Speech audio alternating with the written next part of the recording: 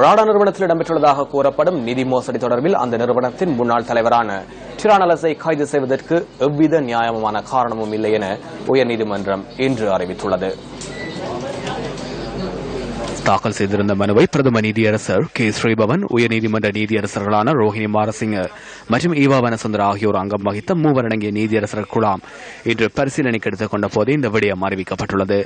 இந்த மனு மீதான விசாரணை நிறைவு பெறும் வரையில் தற்போதுள்ள நிலைமையை தொடர்ந்தும் பேணுமாறு உயர்நீதிமன்றம் அறிவித்துள்ளது. போலீஸ் மா அதிபர், சட்டமா அதிபர், குற்றப்புலனாய்வு திணைக்களத்தின் விசேட விசாரணை பிரிவு போலீஸ் அத்தியட்சகர் மெவன் சில்வா உள்ளிட்ட சிலர் இந்த மனுவில் பிரதிவாதிகளாக குறிப்பிடப்பட்டிருந்தனர். இந்த மனு மீதான விசாரணை நிறைவு பெறும் வரையில் தற்போதுள்ள நிலைமையை தொடர்ந்தும் பேணுமாறு உயர்நீதிமன்றம் அறிவித்துள்ளது.